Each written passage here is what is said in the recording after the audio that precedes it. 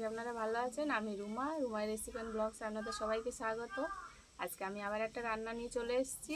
আজকে আমি বানাবো দুধ দিয়ে সয়াবিন দিয়ে পনিরের তরকারি। আপনারা ভিডিওটা শেষ পর্যন্ত দেখবেন। তার জন্য আমি নিয়ে নিয়েছি দুধ, 1 কিলো দুধ আছে এখানে। নিয়ে নিয়েছি সয়াবিনটা আমি জলে ভিজিয়ে রেখেছি 5 মিনিট মতন।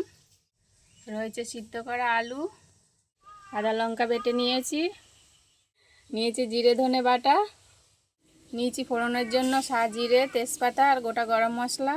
একটা নিয়েছি আমি গন্ধরাজ লেবু, যেটা দিয়ে আমি দুধটাকে ছানা কাটবো, কাজে লাগবে, এটা ফ্লেভার ভালো আসবে। নিয়েছি টমেটো কুচি, চিলি ফ্লেক্স, পোস্ত, কসুরি মেথি, কাজু বাদাম, বাটা গরম মশলা, হিং আর ঘি। আমি একটা কড়া বসিয়ে দিয়েছি। কড়াই এবার আমি এই ভেজানো সয়াবিনগুলো একটু সিদ্ধ করে নেব। সয়াবিন দিয়ে দিলাম। সয়াবিনটা ফুটে সিদ্ধ হয়ে গেছে, এবার আমি নামিয়ে নেব। তাই আমি দুধটা এবার দিয়ে দেবো।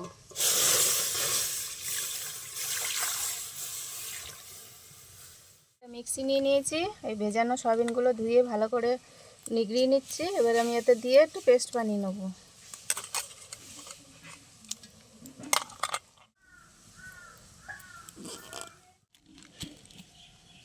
এই দেখুন বন্ধুরা, আমি একটা স্মুথ পেস্ট বানিয়ে নিয়েছি। এটা একটু বেশি করে স্মুথ করতে হবে, নাহলে পনিরের সাথে ভালো মিশবে না। এই দেখুন, গরম দুধে আমি এই মিক্সিতে বাটা যে সয়াবিনটা, এটা আমি এবার ওতে দিয়ে দেবো।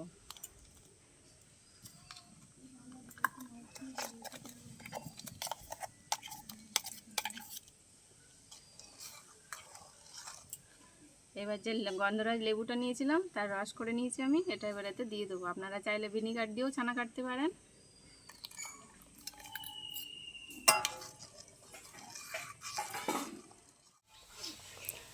মানে এটা ছানা কাটা হয়ে গেছে। এই দেখুন, জল আর আলাদা হয়ে গেছে। এবার আমি ওটা একটু নুন দিয়ে দেবো, যাতে পনিরটা একটু টেস্ট হয়। দিয়ে দেবো সামান্য চিলি ফ্লেক্স।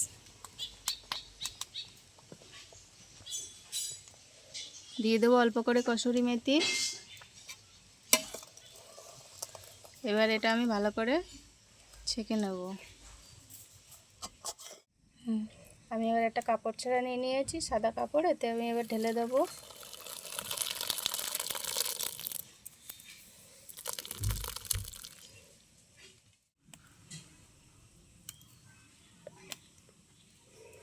এবারে ভালো করে একটু হালকা করে নিগড়িয়ে নেব।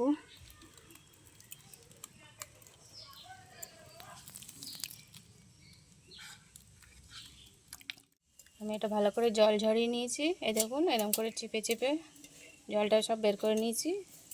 এবার আমি ওর উপরে একটা নোড়া বসিয়ে দেবো, যাতে জলটা ভালো করে বেরিয়ে যায় আর ভালো জমে যায় এটা। ওদিকে তাহলে পনিরটা জমছে, তার মধ্যে আমি একটা পেস্ট করে নেবো। কাজু আর পোস্তটা বেটে নেবো এবার সিলে আমি।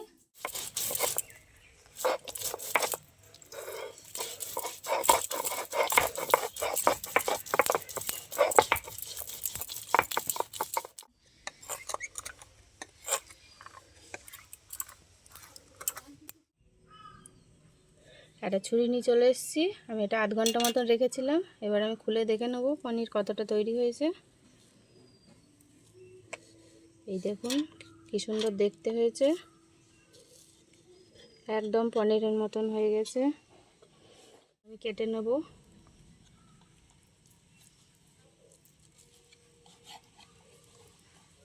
আমি এটা পনির সাইজের পিস করে নেব, যেহেতু সয়াবিন দেওয়া, এই জন্য হচ্ছে স্মুথ হয়নি, একটু খাসকাটা হয়ে গেছে।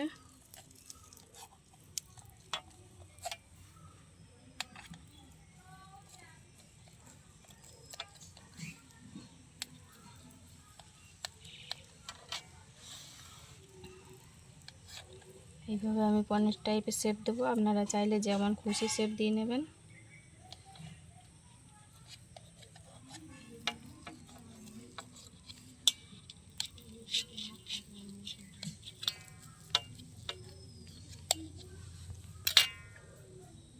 এই দেখুন, একদম পনিরের মতন হয়ে গেছে।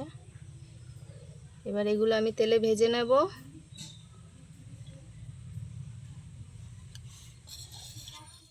আমি এবার একটা কড়া বসিয়ে দিয়েছি পনির ভাজার জন্য। আমি আবার তাতে তেল দিয়ে দেবো। পনিরগুলো এবার দিয়ে দিলাম।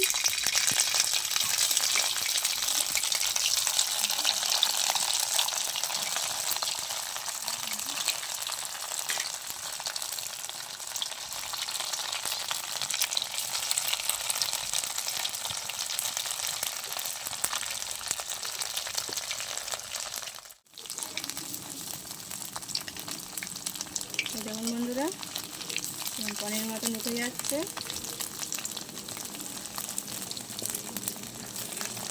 আমি বেশি ভাজবো না, অল্প অল্প করে ভেজে নেব। এবার তুলে নেব,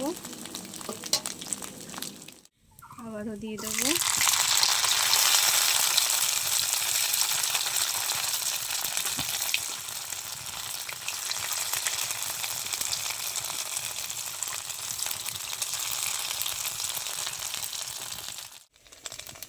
সব ভাজা হয়ে গেছে, তুলে নিচ্ছি সব।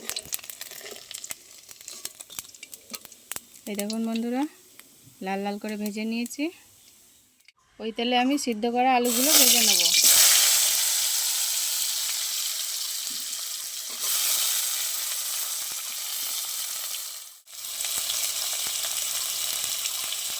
দিয়ে দেবো সামান্য হলুদ। আমি স্বাদ মতো নুন দিয়ে দেবো।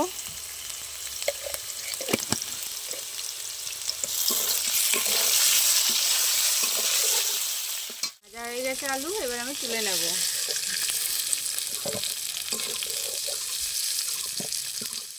ওই কড়াইয়ে আবার একটু তেল দিয়ে দেবো। এবার তেল গরম হয়ে গেছে, আমি ফোড়ন দিয়ে দেবো। সাজিরে গোটা গরম মশলা, তেজপাতা দুটো, সামান্য হিং, আদা লঙ্কা পেস্ট,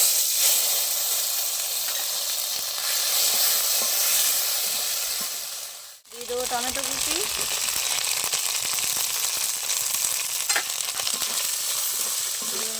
ভালো করে টমেটোটা ভেজে নেব। দিয়ে দেবো জিরে ধনে বাটা,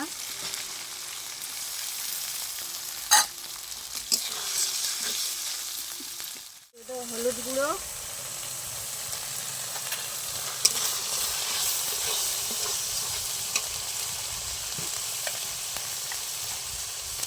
দিয়ে দেবো স্বাদ মতো নুন,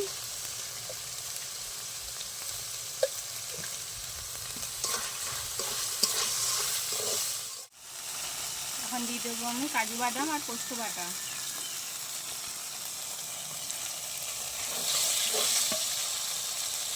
দিয়ে জল দিয়ে দেবো, ভালো করে ভেজে নেবো মশলাটা। এবার দিয়ে দেবো আমি কসুরি মেথি, ভেজে রাখা আলু দিয়ে দেবো।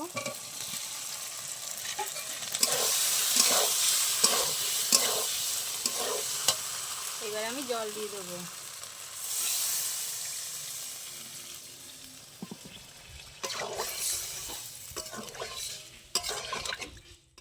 এবার আমি ঝোলটা ফোটা পর্যন্ত অপেক্ষা করবো, তত সময় আমি ঢেকে দেবো। এবার আমি খুলে দেখে নেব। এই দেখুন আমার গ্রেভিটা ঘন হয়ে গেছে। এবার আমি ভেজে রাখা পনিরগুলো দিয়ে দেবো।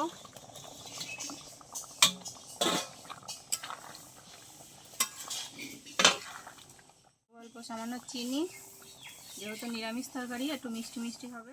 দিয়ে দেবো বেটে রাখা গরম মশলা, দিয়ে দেবো ঘি,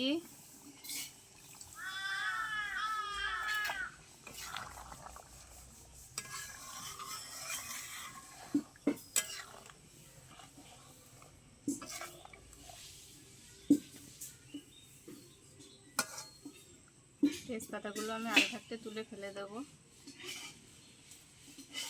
এবার আমি হয়ে গেছে, তরকারিটা নামিয়ে নেব।